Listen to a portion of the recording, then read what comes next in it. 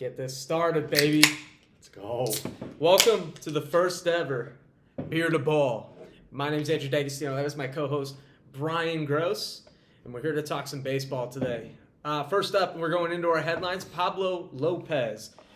He's missing significant amount of time last year with a hamstring injury in April, and then a major shoulder strain last year, but he tore his UCL and he is out for the year already in spring training. Last year he had in 14 games with a 2.74 ERA, 5 wins, 4 losses, pitched 75 innings, and has a pitching run value of 9. Brian, you got any thoughts about how this impacts the Twins overall? Yeah, already a thin team that sold out completely last deadline. As we all kind of saw, they were playing guys like Mickey Gasper the last 60 games, which we just can't have. I respect Mickey. Little independent ball guys. Yeah, you're playing all the positions, but Mick, you can't hit, man. But no, this is a huge blow for a team that really doesn't have a lot going. When you hire Derek Shelton as your manager, you're probably not going to have a lot going to begin with. So already affecting pretty much the top part of your team with the top 2 starter out for the years. Going to kill any playoff chances that they have, especially with the lack of offensive support that they're going to be able to get. Yeah, absolutely. And we're taking a look at here the projected rotation for the Minnesota Twins. Joe Ryan, Bailey Over, Simeon Woods, Richardson, Taj Bradley, and Sebi Matthews. To me, that's not a great rotation. That's just kind of mid. And, Joe Ryan, he is projected 3.1 WAR and Fangraphs. But like you said, I didn't really see the Twins really contending for a playoff spot or a division at all. And this is a team that went out and did absolutely nothing in free agency, only adding Josh Bell and Victor Caratini, only 2 veteran guys that, not going to help them in their lineup, especially with Royce Lewis just becoming injury prone and only talking shit to the Guardians and not backing it up. But never. It's just never. Always injured. Yeah, it's just the thing about the Twins, and we could talk Twins more when we break down the American League Central, is that they're just that team that kind of floats around contention every year, and either they rise to the top and win the division because it's weak, or they just do absolutely nothing. Yeah, they're a lot and I don't mean to jump sports, but they're a lot like a Bengals to me. They have all this hype every year, especially not this year, but the years prior we've seen Twins at the top. They're a team that just cannot do it over a long stretch of the season. Baseball's a grind. That's why you need the Tito's. That's why you need the votes in the locker room. They don't have the managing. They don't have the offensive willpower to get it done, and they don't have the small ball. I think they, like you said, their rotation's mid, but on a team like a Guardians or a team that can small ball it, maybe even if you brought a Cardinals or something like that, maybe it'd float a little better, but I don't see this team touching 80 wins. Yeah. I'll be honest, I think this team's probably going to be in contention with the bottom spot. Yeah, I think the White Sox have a lot more firepower and fire in the locker room and excitement. This is just a dying team. This is an old Yeller type of team that's just dying. I mean, with outside Ryan Jeffers, Byron Buxton, and I don't really see any bright spots on this ball club. But moving on to our next segment, we're going to talk about the Atlanta Braves. One of their good starters, Spencer Schwellenbach, already hits the 60-day IL with a right elbow inflammation and bone spurs. Schwellenbach, he missed the last 3 months last year with a elbow injury as well. Spencer Schwellenbach's one of those guys, man. He could dominate. One of the top end starters. 93 percentile in fastball run value, just up and down. He is a pretty savant page. Pitched to a 3.09 ERA last year with 108 strikeouts and 110 innings. This is a guy, Brian, that a lot of teams would like to have. He's definitely an all-star pitcher. In the last 2 years, he has ace quality stuff. And then going to Hurston Waldrep, this is a guy to me that not a lot of people to really talk about for the Atlanta Braves or in baseball in general. I went to an Indians game last year. He pitched against, it was the second start, just completely dominated. Really shitty lineup though, but he has that stuff. He has some zip on his fastball. Another pretty savant page for Hurston Waldrep. 72nd percentile in pitch run value. He's got high fastball velo, averaging a 95.9, and 2.88 ERA with a WHIP of 1.9. So he's got some stuff. These are 2 pretty big losses for the Braves early on in spring training, Brian. Huge, especially since you thought Hurston was going to fill in that 4-5. Obviously, you got Strider and Chris on top. And honestly, I was kind of looking at Schwellenbach almost maybe taking over that ace role. Yeah. I think that's as good as stuff he has. But the thing about Waldrop, he's not like he's projected like April, May to kind of come back. Not too long anymore. Yeah. Stuff I love on his Savant page is he misses the barrel. And I love that in an Atlanta Braves park that's easy to hit home runs in. If he can miss the barrel, especially with the outfielders he has, he can definitely fill into that number 4 or 3 spot. But this is a team in the Braves that just reloads.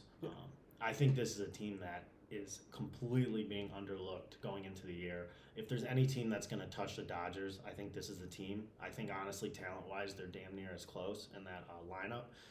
But it's going to be the starting pitching that's going to really have to push them over the top. So when Hurston comes back, it's going to have to be a big load to fill. Yeah. Absolutely. But they do have the other starters kind of on the back end. Grant Holmes was a solid pitcher last year. And they have other guys that they'll be able to kind of piece together, especially in the beginning of the year.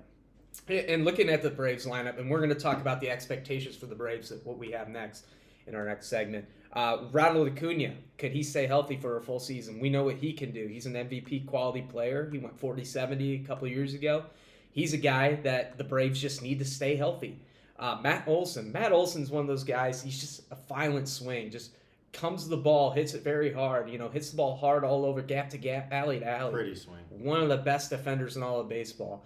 Jerickson Profar had a really good year for the Braves last year. Watch him take his next level up, even though he potentially, he was on PEDs, apparently, whatever.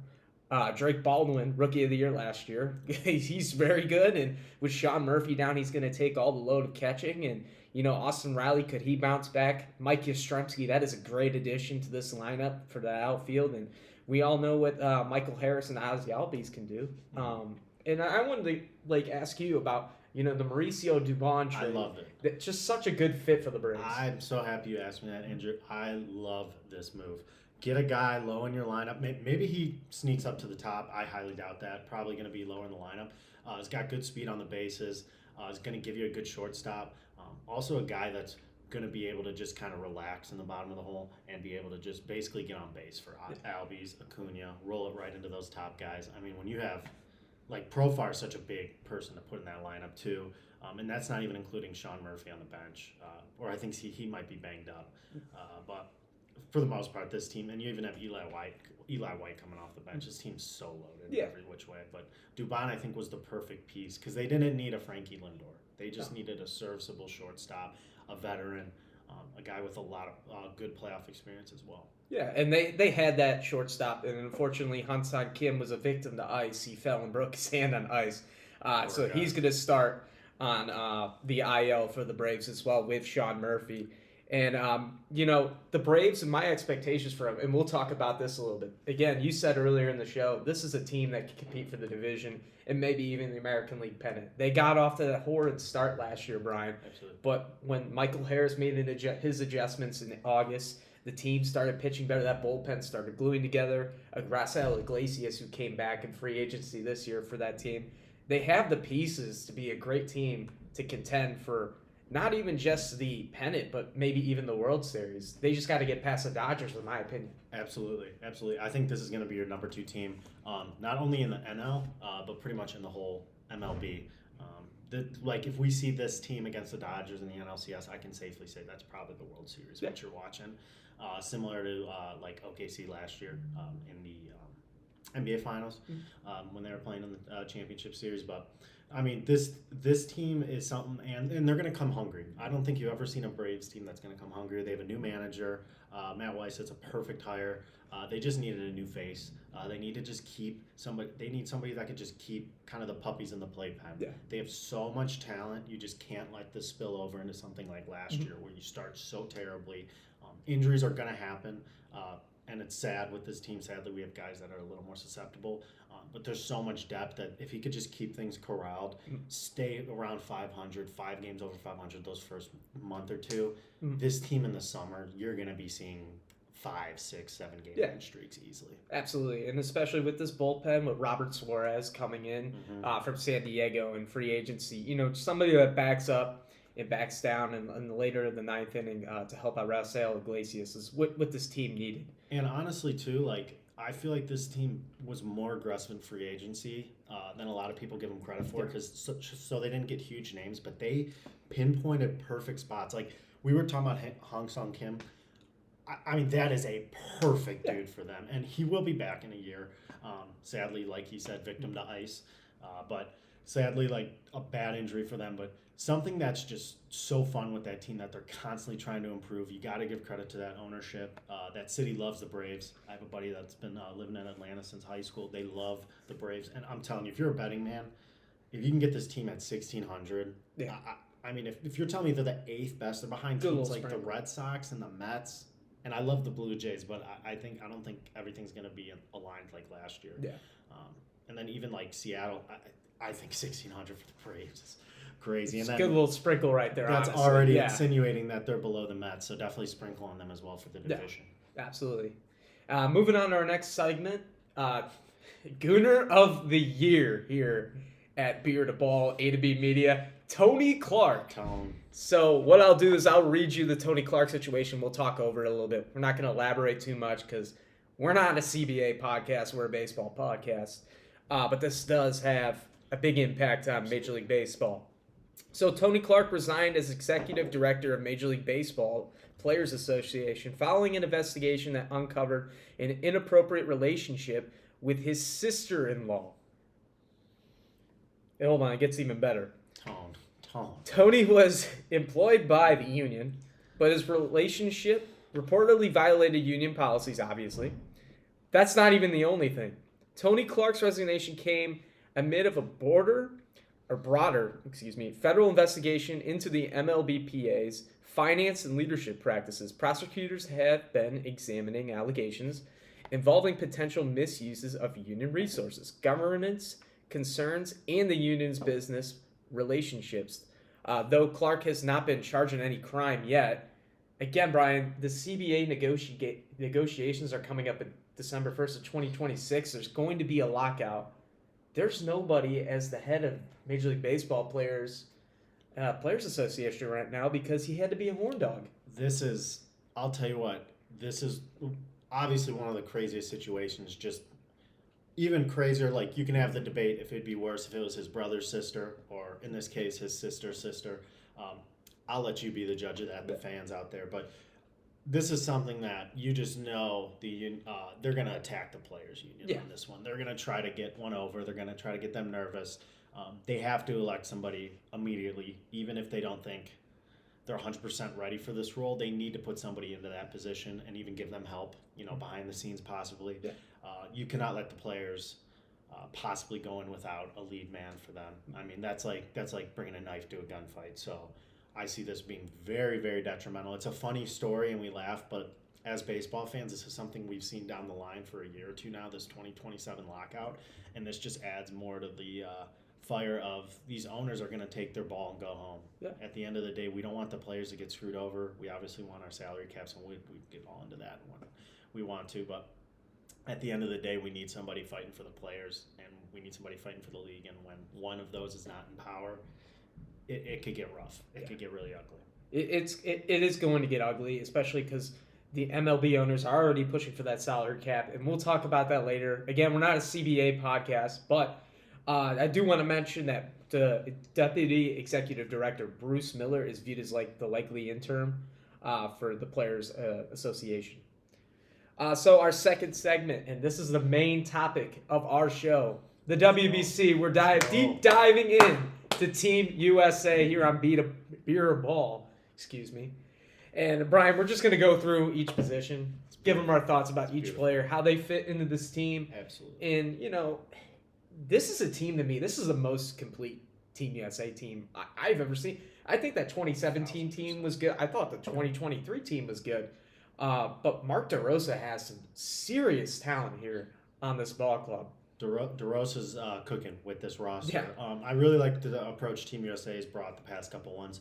We're obviously seeing our hockey teams right now in the Olympics. Women's team just won today. Shout out to the women's team, won in overtime. Get the goal. Men are playing Slovakia tomorrow in the semis. But you could see that these basketball, soccer, hockey teams, we're bringing our best athletes. Yeah. And this is how we're going to go with the WBC nowadays. I mean, this is the World Cup of baseball for a reason.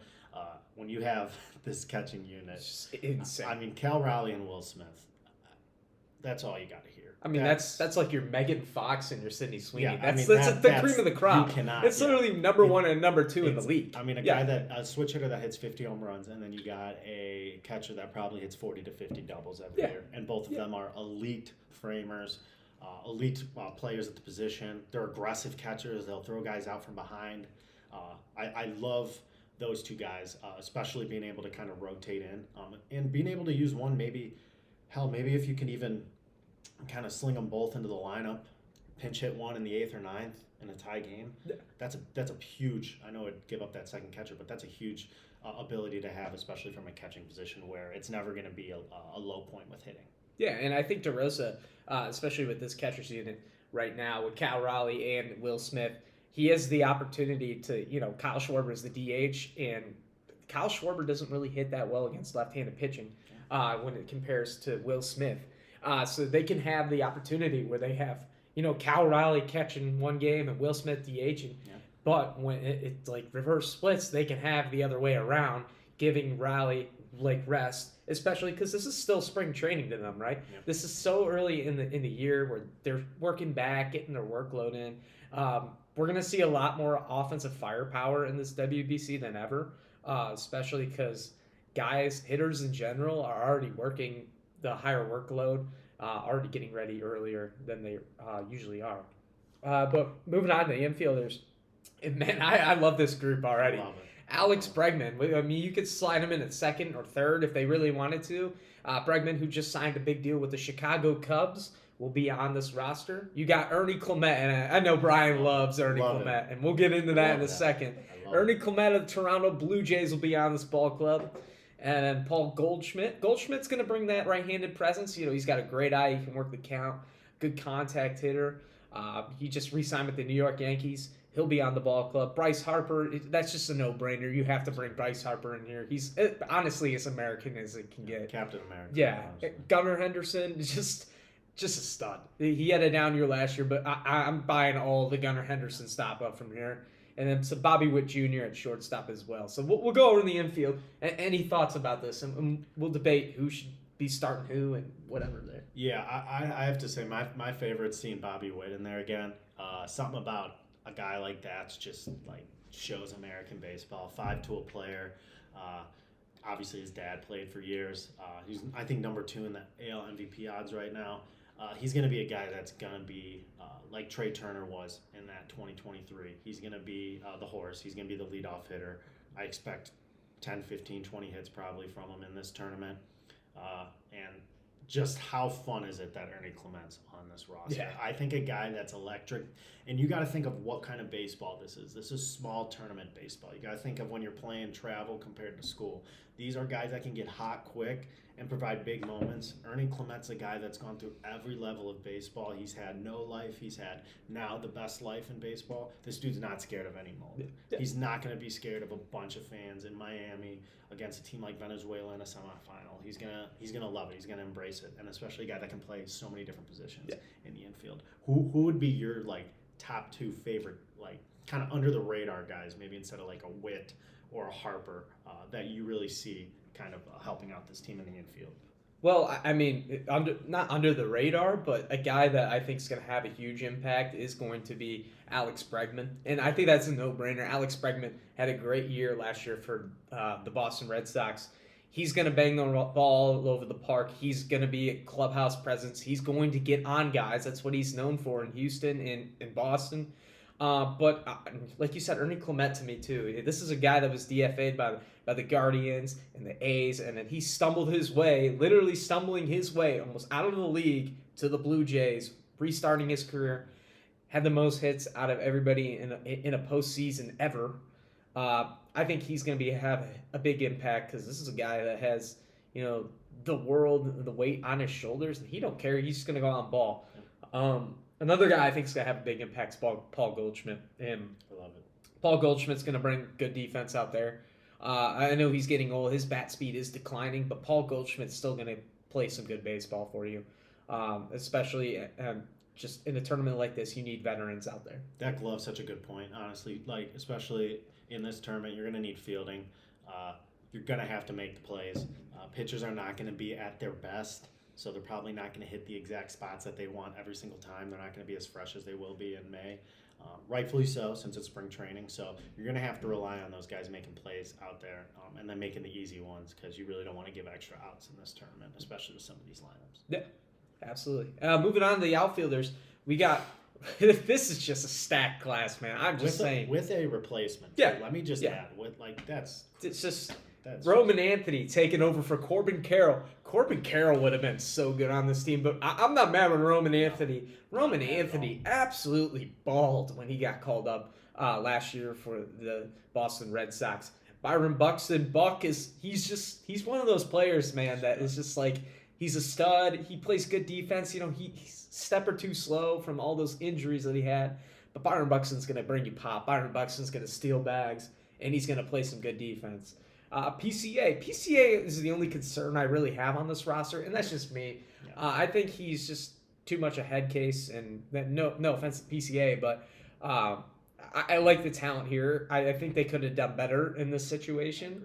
But that's just me. And then Aaron Judge. We all know Aaron Judge. Could be, hypothetically the best right-handed hitter ever. That's just my opinion.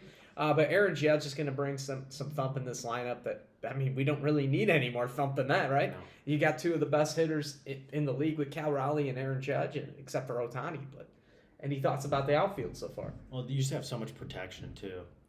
And honestly, I love the fielding. That's the one thing about PCA that I like that he brings. He does bring a great glove. I don't really know who's going to play center between him and Byron. I don't think Byron's going to be playing a lot of center, just with his history and his injury history, especially with how much value. We were talking about the Twins earlier, how much he's going to have to bring for them to have any sort of chance to do anything this year.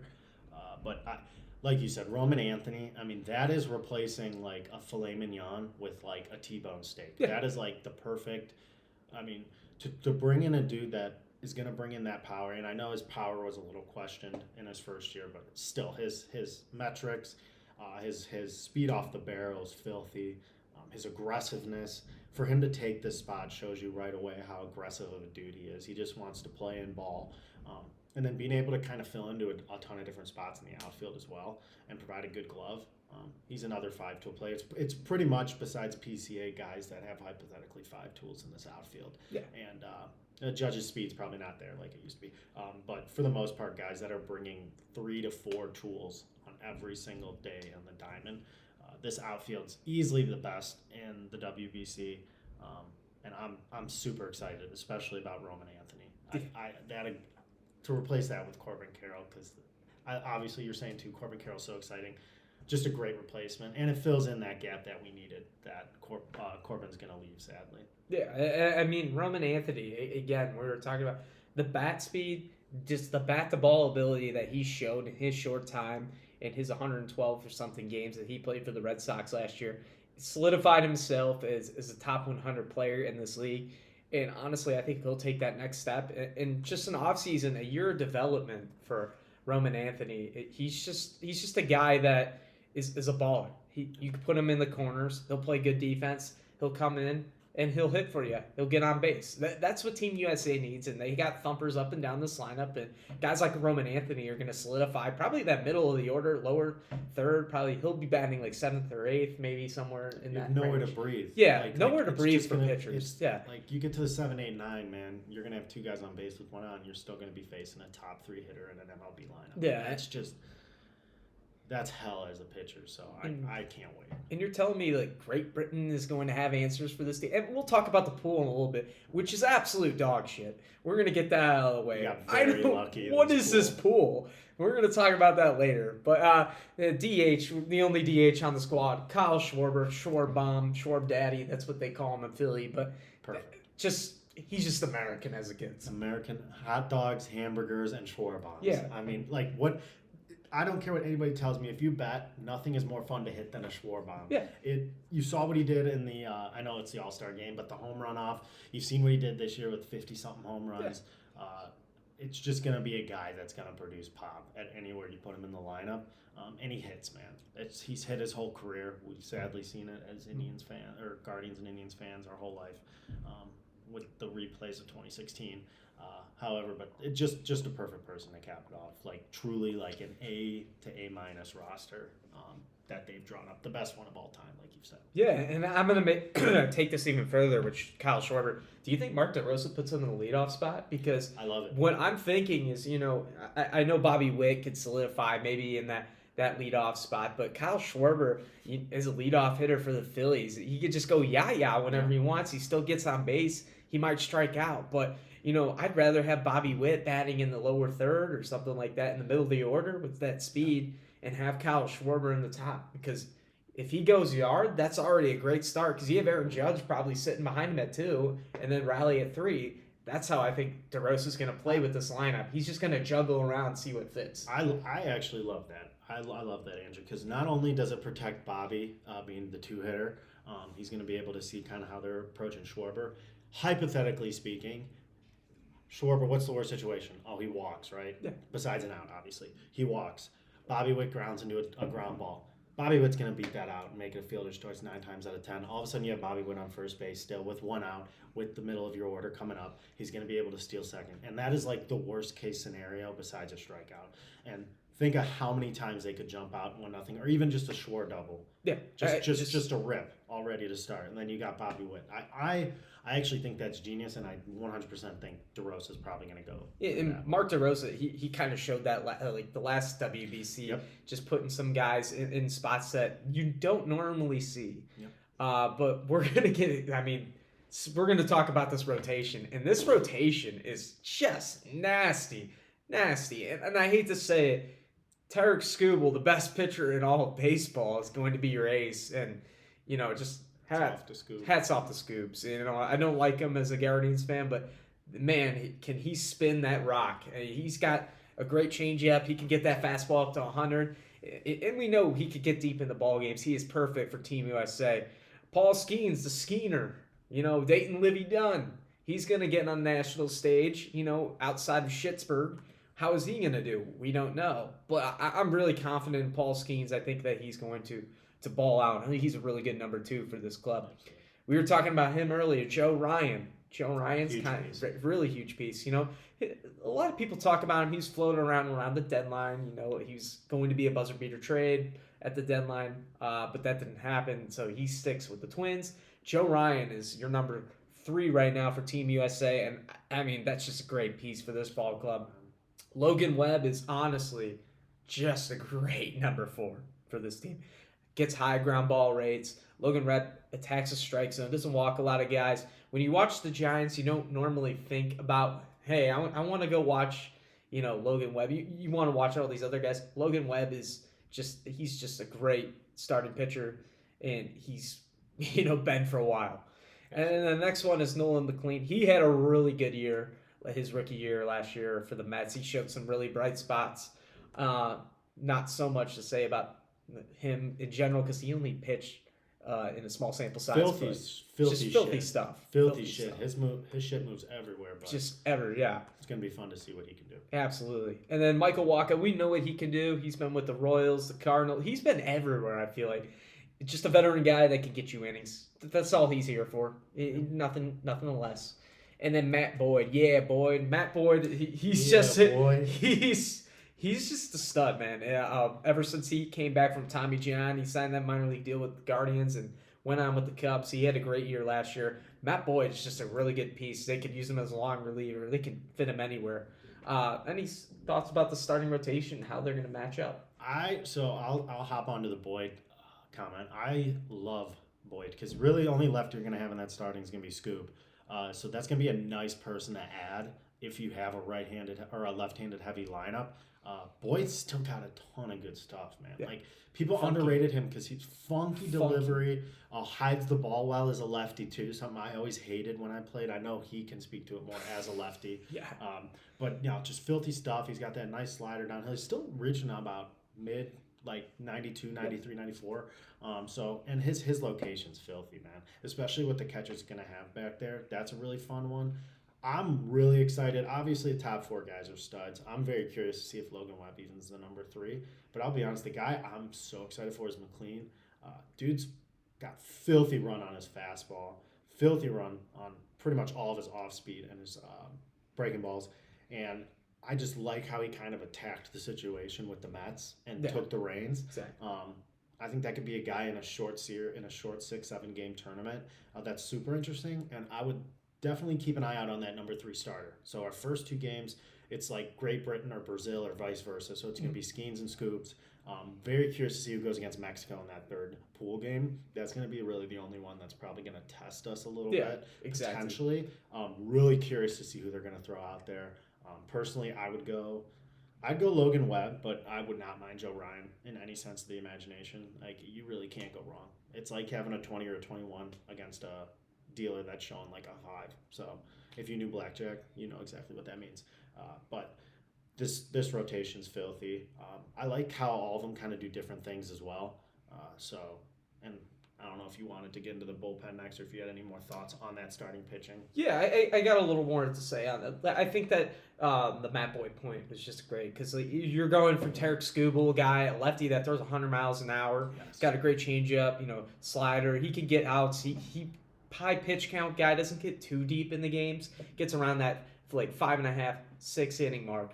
But Matt Boyd, he's just funky, man. He's got that slow delivery, get that ball up. He's got a good changeup. He's got a good curveball. He can get you anywhere. He just gets outs, and he's just a great pitcher in general to get you that spot. But Mark DeRosa, he's got a lot of talent in his hands in this rotation, and I'm really excited to see how he's going to use it in this pool that is absolute dog shit, like we were talking about earlier. But moving on to the bullpen, man, we got some guys here in this bullpen too. Mason Miller, he's closer for the Padres, throws 100, gets that, rack him up. He's just going to be a backhand slaughter. He's going to lay the wood, man. Brad Keller is he's been underrated, especially for the Cubs last year. He signed a big deal this year with the Phillies. Brad Keller is going to be in the back end of that bullpen for Team USA. He's going to lock that down. Griffin Jacks, I am a little afraid about. He had a bad second half last year for the Tampa Bay Rays. Got traded over for the Minnesota Twins. Griffin Jacks, I'm really concerned about Griffin Jacks. I hope they don't use him in the later ends of the bullpen. We'll see how he pans out. He can be a guy, when he's on it, he could be very good.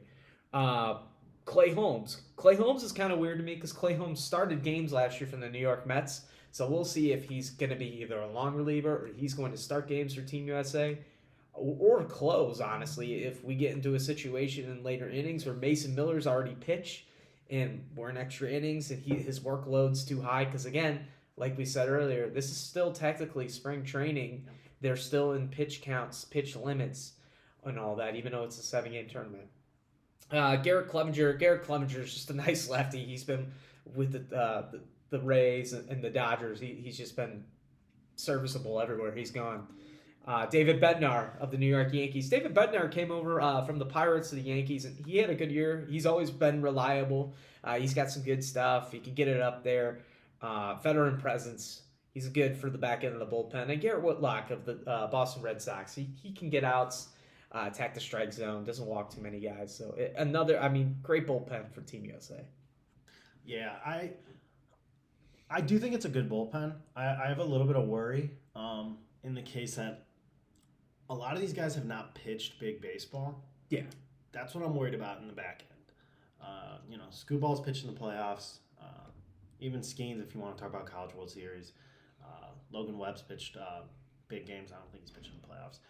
However, Michael Wacha, Boyd's obviously guys that pitch. If there's one thing I'm nervous about is big moments.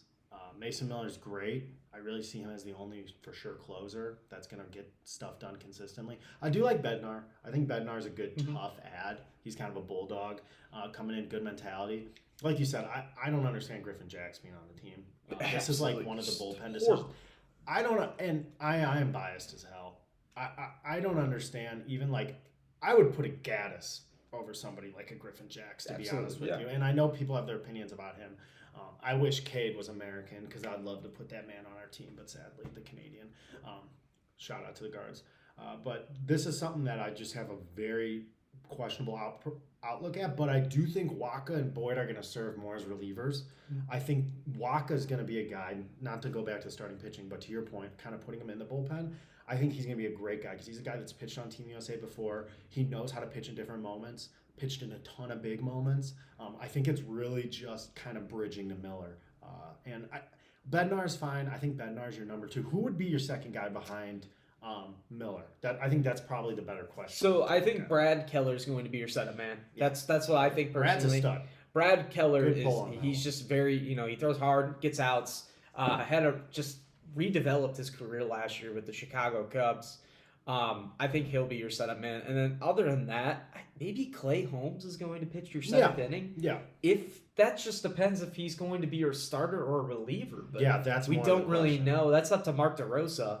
Other than that, David Bednar would probably be the guy that comes in the 7th. I would agree. Because again, he pitched in the postseason last year for the Yankees, but he's also been around long enough that you can count on David Bednar getting big outs in the 7th inning. I'm worried about the fastballs with some of these guys. Yeah, I have, and I don't want to throw too many off speed and breaking balls because higher chance of hanging it to these guys that have no business being in the box with some of these guys. So that's my one worry.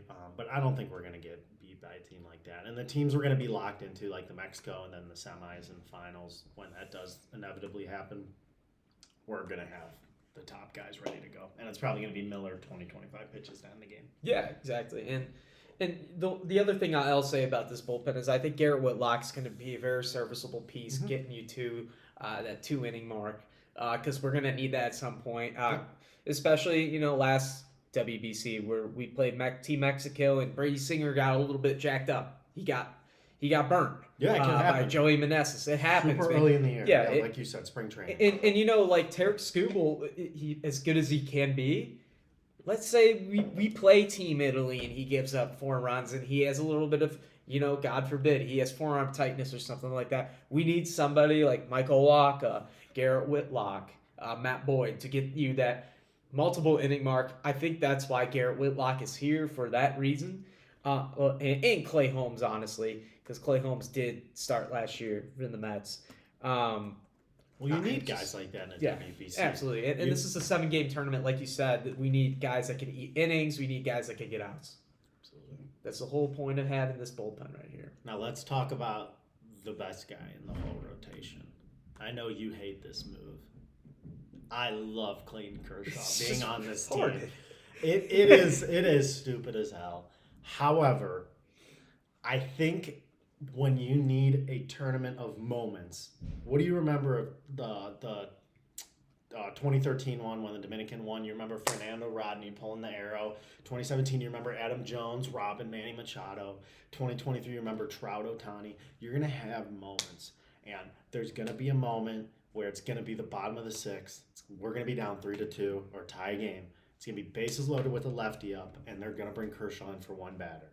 And I'm telling you, that's going to electrify the whole team and the fan bases. And international tournament baseball is different. And having guys that can get 1 or 2 big moments can carry you very far down in a tournament setting. Yeah. And I think we have enough firepower. Now, if you told me in 2023 we put a guy like Kershaw on the roster, I'd be pissed. I think with what we have to offer, and you got to look at our starters too. These are durable dudes. These are not, we're not putting in like starters that have had tons of arm injuries. Like Skeens throws innings, man. And Skeens doesn't even, if you look back at his history, he doesn't even have that many pitching innings on his repertoire, even from high school on. Scootball's a guy that stays good. Joe Ryan's had some questionable, but for the most part, a tough guy. Logan Webb's going to give you almost 200 innings every year. So these are guys that are going to be able to fill in spots. This is going to be more of a moment pick, more of a moment pick. I know you're probably very questioning this Clayton Kershaw decision, but it's something I like as a former coach, kind of like a good like old man in the locker. Yeah, and this is a guy that's been around. He's a Hall of Fame, probably one of the greatest left-handed pitchers out there. Last year in 22 starts, 11-2 record with an ERA of 3.36 and a WHIP of 1.22. My problem is with Clayton Kershaw. WHIP, Andrew. Come on. I know. My problem is with Clayton Kershaw is we've seen him time and time and again get burnt in the postseason. By Matt Adams and the Cardinals, by the Diamondbacks. What a pull. This just like, to me, it's just, this is postseason baseball. early on in March, this tournament. And guys like Clayton Kershaw, they don't step up when it matters. Sure, you can have great outings against the Colorado Rockies every, fifth day. But, nothing to take away from Clayton Kershaw. He's obviously, multiple-time Cy Young Award winner, one of the greatest left-handed pitchers ever. But that still concerns me. Why is he on this roster if he hasn't had that postseason success? I think that's a good take. That's definitely a good point. That's as much as I love Clayton. I'm not a Dodgers fan, but I've just always respected Clayton Kershaw. That's always been the thing with him, right? Mm-hmm. Postseason. It's kind of like if you look at any other athlete like a Harden or Lamar, someone like that, a great athlete that's just had postseason troubles.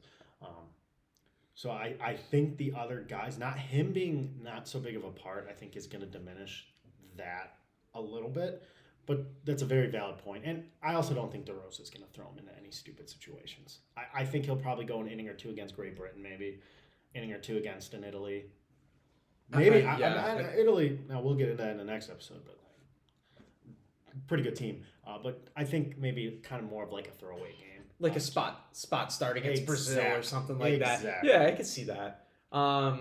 Just that's my only issue with Clayton Kershaw is that postseason, just which is a fair shit, man, just like that. But we're gonna get into the pool play, and right now we're gonna go over the odds, and we'll end the show after this. But right now, the United States is at a minus 1,000 odds to win Pool A. I still see value. I swear. I still see value. I mean, you could still take it, man. We could parlay. I'm sure you could parlay it on DraftKings. Yeah. I mean, that's free money right there. Mexico did win the pool last time. They're at plus 600. They have the second best odds. And then you got Team Italy plus 2,500. Team Brazil plus 5,000. And then Lonely Great Britain with the shitty uniforms. That with the just Great Britain with literally the same color that I'm wearing. Worst uniforms I've ever seen. Plus 6,500. Brian, there should be, and we'll get into this next week when we break down the WBC, there should be no issue that Team USA should win this pool. Not at all. Pretty handily. Not at all. Those odds tell you the story. Even if you don't understand betting, you can just see like, whoa, different numbers, minus and a plus, something's off. I don't understand how Brazil's not the last. I mean, shout out to Bo Bichette's brother, but I think it's Dante Bichette Jr. Is on the team, and then there's like some other minor league guy. Great Britain still got a Jazz. They still got some guys that have some talent. I think they have Nate Eaton as well that's still playing.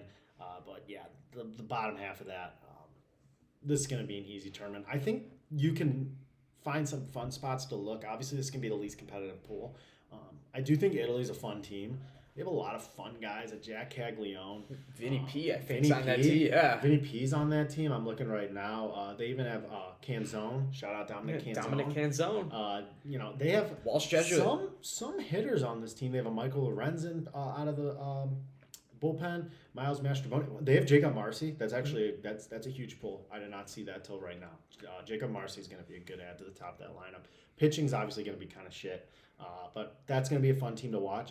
And I know we'll win. Just pulled up that rotation, and I saw Matt Festa. Oh, shit. Dan Altavali. I mean, he's been around the block. Holy. Ottavino, former USA guy. One of the few USA guys like Nolan Arenado is just on a different team just now. Wild. Aaron Nolan from the Phillies. Michael Lorenzen's on this team. I mean, just it doesn't make any sense. Nola's on there? Yeah. Wow. Kyle Teal. Kyle Teal's on that? I mean, they have some. This lineup has some juice. Zach DeZenzo, this is a guy. John Birdie. I mean, they have guys that'll get on base and get hits, but I do think the USA cannot take Mexico lightly. I think they'll win it easy, but Mexico's got some hitters, man. I mean, I'm looking at it right now. They got Aranda or Rosarina. They do have Bradley coming in, and somehow they have Jaron Duran. How that's. No, I think his dad was born in Mexico. Okay, sorry, Jaron. Yeah, but still. You're good. If your parents born there, shout out to, what was it, J.J. Westerholt. Yeah. The guy couldn't play for South Korea. But no, sorry to Jaron Duran on that one. I'm a big fan of Jaron. Great player. Really enjoyed watching him in that Netflix documentary last year. But, I mean, those three hitters right there, man. Orlando, Rosarina, and Duran, not an easy top 3. And you still got guys like Alec Thomas on the bottom of that. Kirk, the big fat fuck, Alondro Kirk. Oh, God. Love that guy. I love him. Love the way That he runs fuck- around the bases, That fuck baby. in this moment is such a compliment. Yeah. It is such a sports compliment. I love that guy. And you still have Joey Menes too. So what do you think is maybe the biggest storyline to look out for in this pool play, or maybe something that you want to see out of Team USA? I want to see it, especially against Team Mexico, because Team Mexico, they got Andres Munoz. And if it's going to be a 1-1 game, I think Team USA is going to be in trouble. Yes, I would completely agree. I don't think that's the case because they have guys like Taiwan fucking Walker, who is dog shit. Dog water, baby. My Tosh God, Bradley's an interesting piece. and we talked about him earlier. He came over last year from Tampa Bay to Minnesota. He's got the stuff. He could be very good. It just really depends on what Tosh Bradley you get. Other than that, I mean, They do have a good bullpen, man. They do have a good bullpen. I mean, Javier Assad is another guy that you can add right in as an 8th, 7th inning guy. Yeah. Like you said, Munoz, I mean, top reliever in the game right now. Not as deep as some of the other Latin American teams, but the star power's contending. I'd say like a B to an A.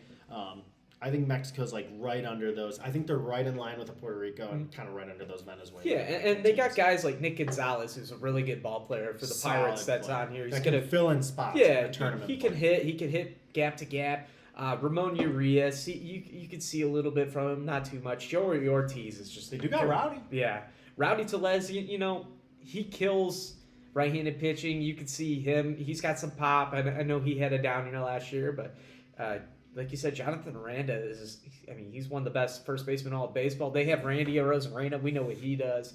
Jaron Duran, can he bounce back from last year? He didn't really have a bad year, but just a little downgrade. Their outfields. And Alec Thomas is a really good ball Solid, player, dude, too. somebody that I've always wanted Yeah. for the tribe that in a trade. I really wanted him in the Naylor Yeah. deal.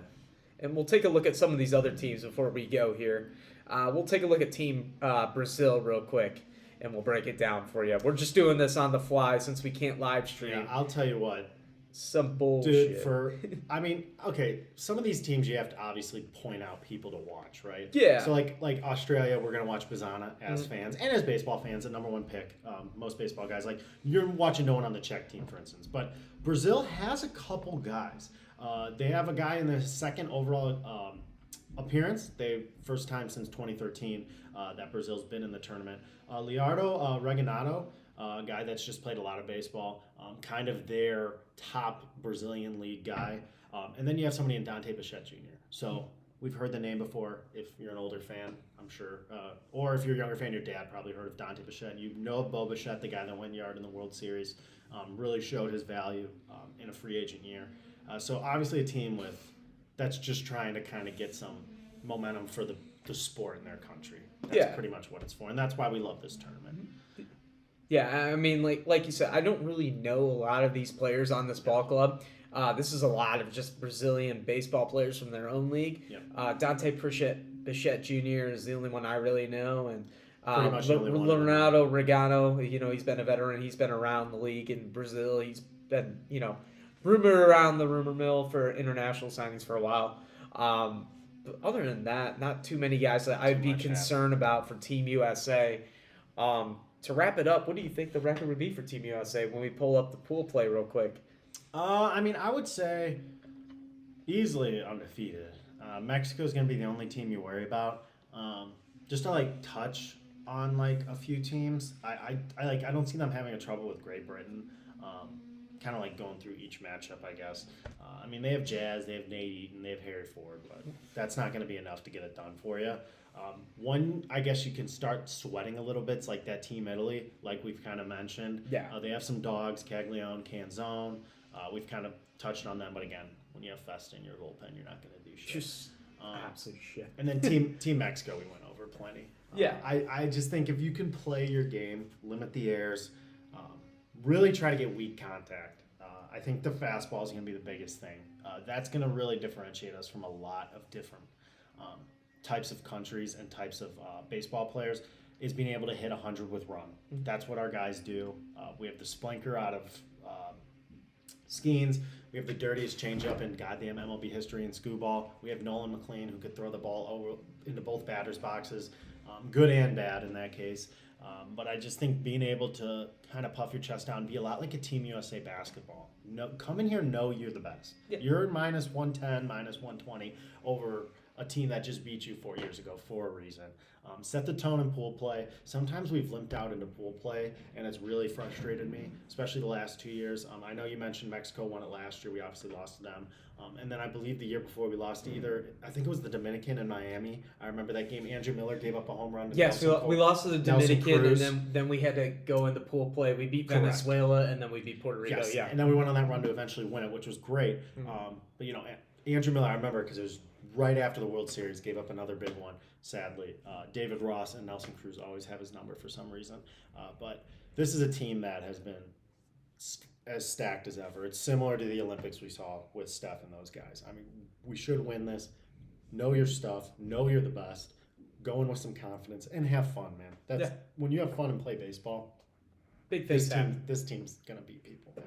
Yeah, big things happen. And I just want to play a game real quick. And I know we don't got any super checks. We can't go live because we're under 50 subscribers. We're just, we're just starting. So subscribe, like, and follow if you can. We're going to talk about how Team USA stacks up against Team Japan. I love it. Obviously, Team Japan won the WBC the last go around. Crazy good. Just look at this rotation. They got Yusei Kikuchi, a left-handed pitcher for the Los Angeles Angels. Yoshinobu Yamamoto, stud. You saw what he did in the World Series. One of the best pitching performances of all time. Top 3 pitchers probably in all of baseball for the Dodgers right now. Never thought I'd see somebody do a better World Series performance than Mad Bum, but I mean, we are.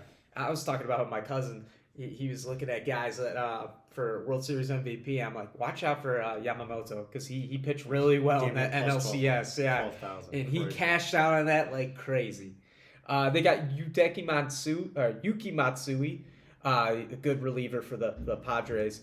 A lot of these other guys, like Hiroto Takashi, I just butchered that. Guys that played in Japan in the MPB. And then you got Tomoku Senguno, absolute ass last year for the Orioles. So I'm not really worried about that. Yeah, don't if you're looking at this team, don't look at the fact that they damn near have as many MLB players as a team like Team Italy. Yeah, they're all good. The MVP is the MVP for a reason. Team Japan's been Team Japan for a reason. They dominate the Little League World Series for a reason. They play the sport a certain way. It's similar to soccer teams like in Germany, who they're not going to have the best athletes, but they play a certain way, and they will always play that way, and they're going to play it at the top level, and it's really, really hard to match. I mean, when you have guys like Suzuki in here, you have Murakami, dude for the White Sox. I'm so excited to see him. Insane pop. Obviously, you have the pitching, right? I mean, you have Ohtani on both sides. You have Kikuchi, like you said, who sneakily had a nice year with the Very Angels. good. Kikuchi's got that funky stuff, man. He's got that funky delivery. He's got that good split. Kikuchi. He's a good pitcher. And obviously, you're going to have Yamamoto, like you said. So this is a team. And again, betting men and women out there, I think right now, I'm trying to look it up. I think they got the third best odds right now. Last I saw, it was crazy. So they are second right now. This is according to DraftKings. According to DraftKings, yeah. Minus 115, USA number 1. Japan plus 330. That's good value. I love Team USA, but I think I might have to throw a couple coins on that. Yeah. Dominican's a team that honestly people love to see, but plus 400, I don't see that. I would honestly look at Japan and Venezuela. Venezuela's plus 900.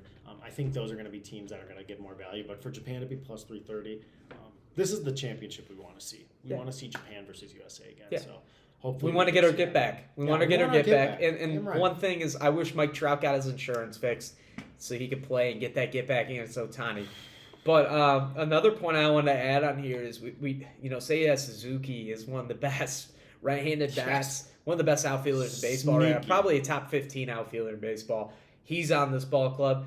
Masataka Yoshida. Nobody really talks about him. I know he had not a great OPS last year, 6.95, but he could still hit the ball around the ballpark. Good contact threat. He was injured for the majority of the year. He's going to be a good spot. And these guys are all for vibes, Japan. Man. Yeah, these all guys vibes. Are vibes. They love playing together. They've all played together growing up. They have their savior of baseball. Like, these guys are playing with That's like, I mean, you like don't think the LeBron. Yeah, you don't think guys on the Japan. dream team Yeah. wanted to play more with Jordan and LeBron. Yeah. Like this guy is a Babe Ruth, not even Babe Ruth. I don't even think that's doing him justice. The dude is basically the best athlete of all time. He's like Christ, but in You Japan. have the whole country behind you for this. I love Team USA, but I mean, if I had a gun in my head right today, I'm still picking Team Japan. I think they're too deep. But again, you'll have to stay tuned. We're going to have an episode next week where we go over every single team and every single pool. Yeah, and that's good. That's going to wrap it up here on Beer to Ball. And we appreciate you guys for joining in, if you can. Listening on Spotify, click the notifications to get your next episode. Subscribe, like, follow the Twitter, and we'll see you guys next time. See you guys. Peace. Dude, good job. That was fun. We can cut this last.